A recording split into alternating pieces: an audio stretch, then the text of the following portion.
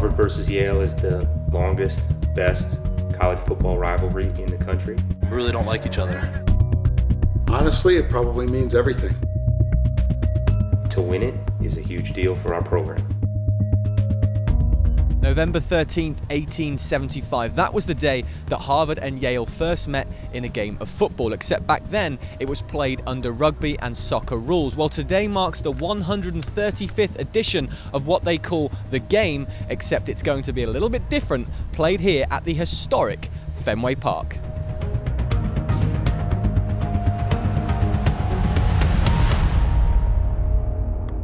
Finding out Harvard-Yale is going to be in Fenway is very special to me. Obviously, I've been a lifelong baseball fan. Growing up in Dallas, Texas, big Rangers fan, and obviously Fenway Park is one of the meccas of the baseball world. I'm a fifth-year senior, so after this, I'm hanging it up. When we step on that field, it's gonna be a war. Joel Lamb, offensive coordinator and quarterbacks coach. Gordon Edes, historian for the Boston Red Sox. Scott Larkee, defensive coordinator, linebackers coach.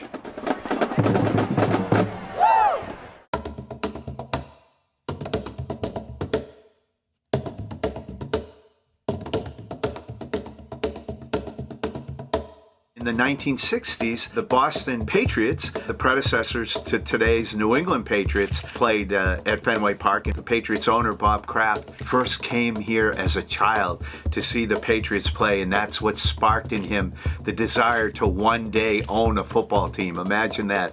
You and I might have dreamed about maybe one day catching a pass for the Patriots. Bob Kraft dreamed of becoming an owner.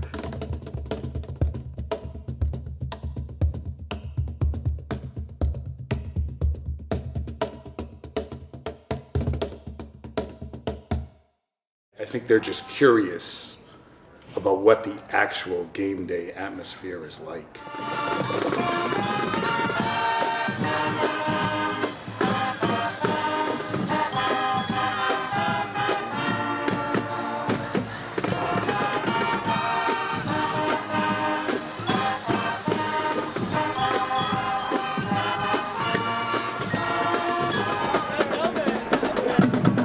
I know I've said this to the seniors, I'm jealous, having played here, and Scott's probably the same way, that this senior class gets to go out playing their last football game against Yale at Fenway.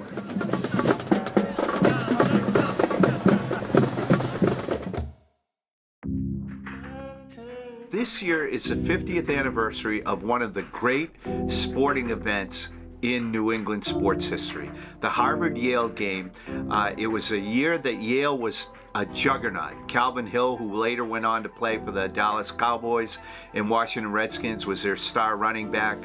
They had a quarterback named Brian Dowling, who was an outstanding player. They came in undefeated. They were ahead 22-0 at the half. Kind of akin to the 28-3 deficit the Patriots faced in the Super Bowl a couple years ago against the Atlanta Falcons. Well, Yale still had a 16-point lead with 42 seconds left. Harvard scored, converted the two-point conversion, recovered an onside kick, scored again, tied the game with another two-point conversion. The Harvard Crimson newspaper had one of sports' unforgettable headlines the next day. Harvard beats Yale 29-29.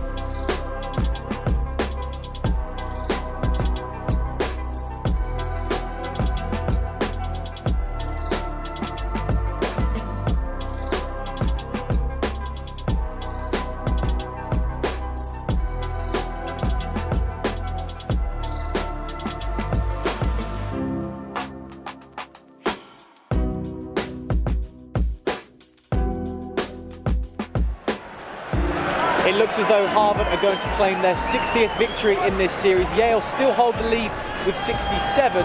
Meanwhile, there have been 8 ties.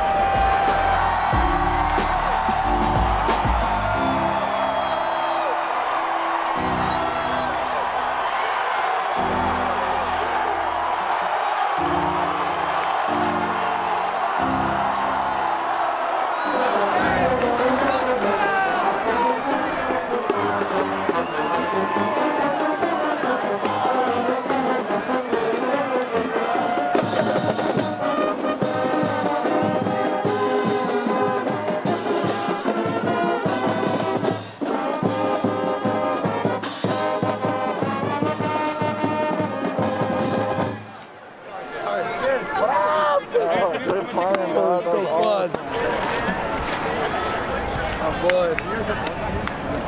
They did a good job. I know. Hey, where y'all at?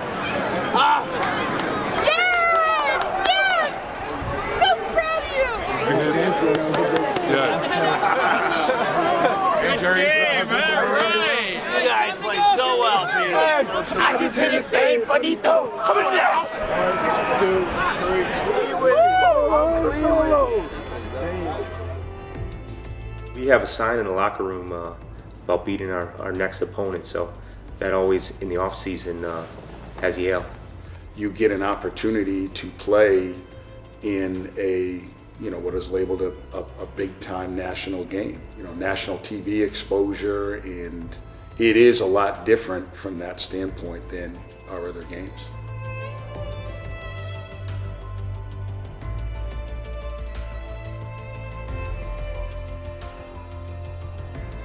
When you win your last college football game in a positive way, and obviously because it's against Yale, your arch rival, it's such a great way to go out.